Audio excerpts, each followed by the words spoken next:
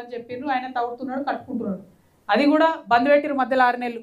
నిన్న జాగృతి కార్యక్రమం ఉందంటే మళ్ళీ ఊరికి వచ్చి ఇంజనీర్లు అందరూ వచ్చి అక్కడ నిలబడి దాన్ని ఏదో నడిపించే ప్రయత్నం చేసిండ్రు.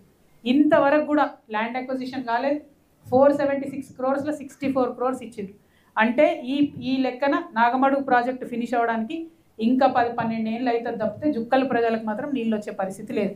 సో జుక్కల్లో ఉండేటటువంటి లక్ష్మీకాంతరావు గారిని నేను డిమాండ్ చేస్తూ ఉన్నా, పోయి కూర్చోండి, మీ ముఖ్యమంత్రి గారి దగ్గర పోయి కూర్చొని నాగమడుగు ప్రాజెక్ట్ అయ్యేటట్టు చూడండి. ఆ అయ్యేటటువంటి క్రమంలో అనేకమైన ఇబ్బందులు ఉన్నాయి. ఆ చుట్టుపక్కల 10 గ్రామాలు ఉన్నారు, వాళ్ళకి నీళ్ళు వస్తాయో రావో అనే అనుమానం ఉన్నది. ఎక్కడైతే ఆ వడ్డేపల్లిలో రిజర్వాయర్ కడుతున్నారో ఆ వడ్డేపల్లి రైతులకు ఇబ్బంది ఉన్నది.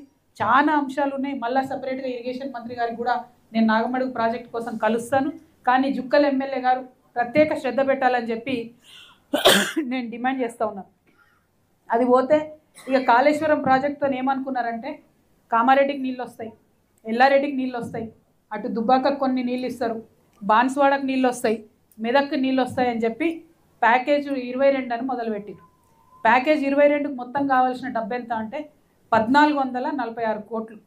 కానీ ఇప్పటి వరకు ఇచ్చింది ఎంత అంటే 450 కోట్లు.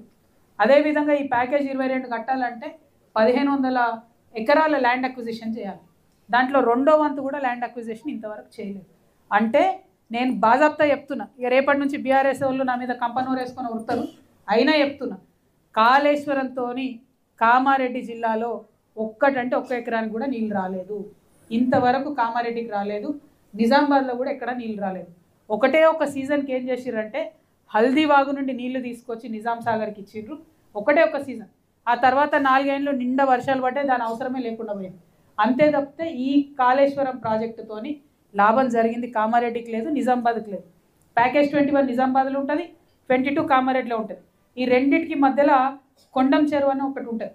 ఆ కొండం చెరువు లింక్ అన్నట్టు, నిజామాబాద్లో ఎత్తుకోసిన నీళ్ళు కొండం చెరువుకి వస్తే కొండం చెరువు నుంచి కామారెడ్డికి రావాలి.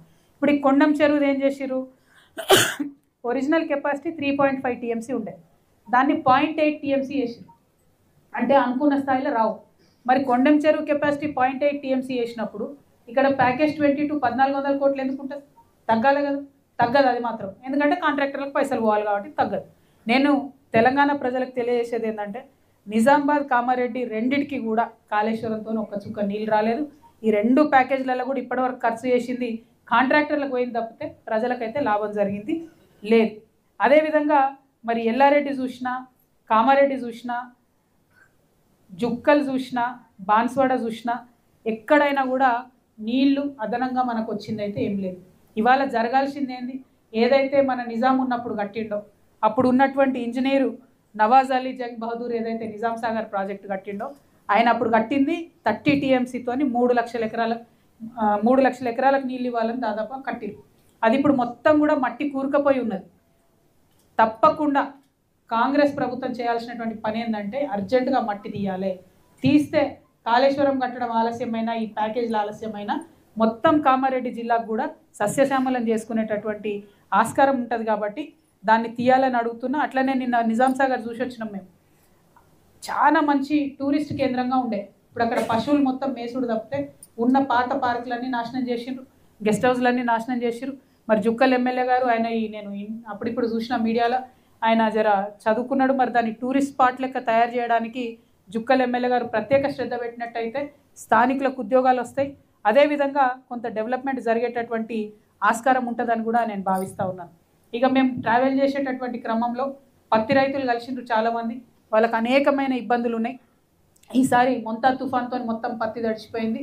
అయితే ఈ టెంపరీగా ఈసారి ఉండే కష్టాలే కాకుండా ఎప్పుడైనా కామారెడ్డి జిల్లా పత్తి రైతులకు లాభం జరగాలంటే ఖచ్చితంగా జిన్నింగ్ మిల్ రావాలని అడుగుతూ ఉన్నారు. దాని మీద స్థానికంగా ఉండే నాయకులు దృష్టి పెట్టాలి. మనం కూడా జాగృతి నుండి ప్రత్యేకంగా జిన్నింగ్ మిల్ కోసం కార్యాచరణ తీసుకోవాలని చెప్పి మిమ్మల్ని తెలియజేస్తూ ఉన్నాను. అదేవిధంగా ఇక పోడు భూములు చాలా వందల వేల ఎకరాలు కూడా పోడు భూముల పట్టాలు పెండింగ్ ఉన్నాయి. దానికి సంబంధించి ఒక కార్యాచరణ ఖచ్చితంగా ఇక్కడ తీసుకోవాల్సిన అవసరం ఉంది. ఇదే ముఖ్యమంత్రి గారు రేవంత్ రెడ్డి గారు కాయస్థు లంబాడాలు ఉన్నారు, వాళ్ళకు మస్తు వాగ్దానాలు చేసారు. కనీసం ఆ వాగ్దానాలన్నీ పక్కన పెడితే పోడు భూమి పట్టాలన్న ఆ లంబాడాలకు ఇవ్వాలని చెప్పి నేను డిమాండ్ చేస్తూ ఉన్నాను. ఇక ఇందిరమ్మ ఇండ్ల గురించి ఎంత తక్కువ చెప్పుకుంటే అంత మంచిది. ఎంత ఘోరం అంటే ఎంత దారుణమైన పరిస్థితి అంటే వచ్చిన వాళ్ళకే ఇండ్లు ఉన్న వాళ్ళకే ఇచ్చిర్రు. అది కూడా కాంగ్రెస్ కార్యకర్తలకే ఇచ్చుకున్నారు. ఎక్కడనో అడప దడప ఒకరికో ఇద్దరికో ఇస్తే లంచం తీసుకున్నారు. సరే ఏదోటి కాలవడని ఇల్లన్న గట్టనిస్తారా అంటే ఇప్పుడు ఉన్న ఇల్లు ఊలగొట్టుకుంటేనే ఇందిరమ్మ ఇల్లు ఇస్తామని చెప్తున్నారు. నిజంగా ఒక్క మాట ఆలోచించాలి. మనం ఉన్న ఇల్లు ఊలగొట్టుకుంటే ఏడ ఉండాలి? వాళ్ళు సిటీలో కావచ్చు, ఊర్లలో కావచ్చు, ఉన్న ఇల్లు కూలగొట్టుకుంటే ఎక్కడ పోయి ఉండాలి? మరి ఉన్న 2, 3, 4 నెలలకు రెంట్ కడతారా? ఊర్లలో ఇంకోళ్ళు కిరాయిలకు ఇస్తారా? ఇయర్ కదా. అవన్నీ ప్రాక్టికల్ పరిస్థితులు మనకు తెలిసినాయి. దానికి ఏదన్నా ఒక ఉపాయం దయచేసి ఎమ్మెల్యే స్థాయిలోనో ఆ ఇందిరమ్మ కమిటీలు వేసిన దగ్గరనో ఆలోచన చేసి మంచి సొల్యూషన్ వెతకాలని చెప్పి నేను డిమాండ్ చేస్తూ ఉన్నాను. ఇందిరమ్మ ఇండ్లకు డబ్బులు అడుగుతున్న విషయం ముఖ్యమంత్రి గారు తెలుసుకోవాలి, షబ్బీర్ అలీ గారు తెలుసుకోవాలి.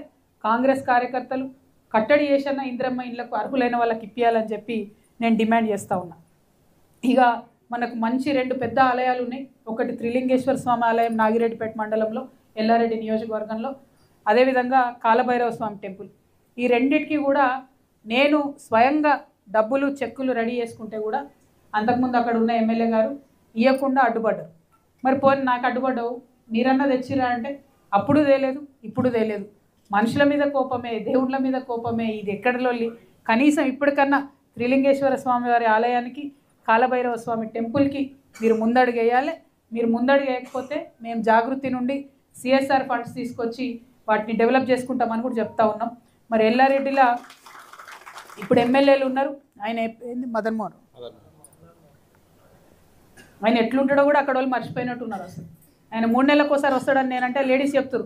3 నెలలు ఎక్కడక్క, 2 ఏళ్ళే కనని పడతలేడు మనిషి అని చెప్తున్నారు. చాలా దారుణమైన పరిస్థితి ఉంది.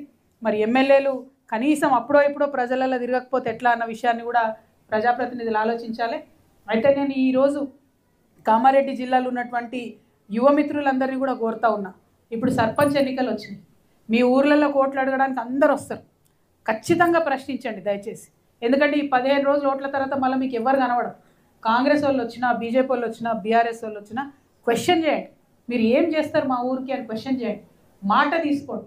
మాట తీసుకొని మీకు నచ్చినోని గెలిపించుకోండి. కాకపోతే వాళ్ళు ఇచ్చినటువంటి మాట తీర్చేంత వరకు వాళ్ళ తాట తీయండి అని చెప్పి యువమిత్రులందరూ కూడా నేను కోరుతా ఉన్నాను. లేకపోతే ఏమవుతుందంటే రాజకీయాలు మారవు.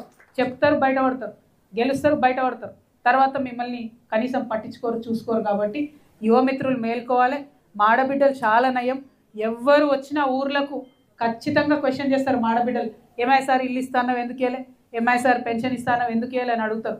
మా ఆడబిడ్డలకు ఉన్న చైతన్యం యువమిత్రులు తెచ్చుకోవాలని చెప్పి నేను ఈ సందర్భంగా రిక్వెస్ట్ చేస్తూ ఉన్నాను. అదేవిధంగా కౌలాస్ కోట మీ అందరికీ తెలుసు, చాలా మంచి కోట. దాన్ని ఇదివరకు బీబీ పాటిల్ గారు దత్తత తీసుకున్నారు. దత్తత తీసుకున్న ఆయన ఏం చేయలేకపోయారు. 2 సార్లు అక్కడ జెండా పండగ వేసిరు, జెండా ఎగిరేసిరు. కాకపోతే అంతకు మించి ₹1 కూడా కౌలాస్ కోటకు రాలే. ఇక్కడ కౌలాస్ కోట అక్కడ నిజాం సాగర్ డెవలప్ చేసుకుంటే జుక్కల్ లాంటి నియోజకవర్గానికి మంచి ఉపయోగం ఉంటుంది. దాని మీద ప్రభుత్వం దృష్టి పెట్టాలని చెప్పి నేను డిమాండ్ చేస్తూ ఉన్నాను.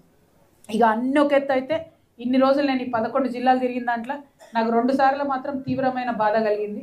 ఒకటి ఆదిలాబాద్లో తిరుగుతున్నప్పుడు ఆ రోడ్లు, ఆ ఇండ్లు చూస్తే పోయిన సెంచరీలో ఉన్నట్టు అనిపించింది, పోయిన శతాబ్దంలో ఉన్నట్టు అనిపించింది.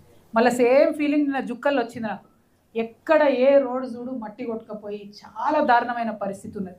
ఒక పక్క రోడ్లు అంత భయంకరంగా ఉంటే ఇంకొక పక్క పాపం యువమిత్రులు వర్షం పడ్డప్పుడు రోడ్లలో ఇంత గుంతలు ఉన్నాయని వాళ్ళు నాట్లేసి ప్రొటెస్ట్ చేస్తే జుక్కల్ ఎమ్మెల్యే గారు 11 మంది మీద కేసు పెట్టించారు. అరే మీరు పనిచేయరు, మీ దృష్టికి తీసుకొచ్చినటువంటి యువకుల మీద కేసులు ఎట్లా పెట్టిస్తారు? నేను ఎస్పీ గారిని కోరుతా ఉన్నా, అట్లనే ఎమ్మెల్యే గారిని నేను డిమాండ్ చేస్తూ ఉన్నా, మీరు ఖచ్చితంగా ఆ కేసులు వెనక్కి తీసుకోవాలి. తీసుకోకపోతే ఊరుకునేది లేదు. తప్పు మీది, రోడ్ అయ్యేది మీరు, అడిగినటువంటి వాళ్ళ కేసులు పెట్టేటటువంటి అధికారం మీకు లేదు. ఈ వైఖరి కాంగ్రెస్ ప్రభుత్వంలో ఎక్కువగా అనిపిస్తుంది. మేము మొన్న చేవెళ్ళకు పోయినాం, ఆడ పెద్ద యాక్సిడెంటే, అంతమంది చనిపోయారు. అక్కడ కూడా అదే జరిగింది. పాపం యువకులు రోడ్లు బాగాలేదని అంటే వాళ్ళ మీద కేసులు పెట్టిరు, తెల్లారో మర్నాడు యాక్సిడెంట్ అయింది. ఇక్కడ కూడా మనం సరి చేసుకోవాలి, రోడ్లు బాగా చేసుకోవాలి, కానీ యువకుల మీద కేసు పెడితే ఏమొస్తుంది? 11 మంది పిల్లలు వాళ్ళు ఉద్యోగాలకు రాయాలి, ఎగ్జామ్స్ రాయాలి, వాళ్ళ భవిష్యత్తు పాడైతే ఖచ్చితంగా వెనక్కి తీసుకోవాలని చెప్పి నేను ఎస్పీ గారిని డిమాండ్ చేస్తున్నా. మీ అందరికీ నా సంగతి తెలుసు, నేను చెప్పి ఊరుకోను.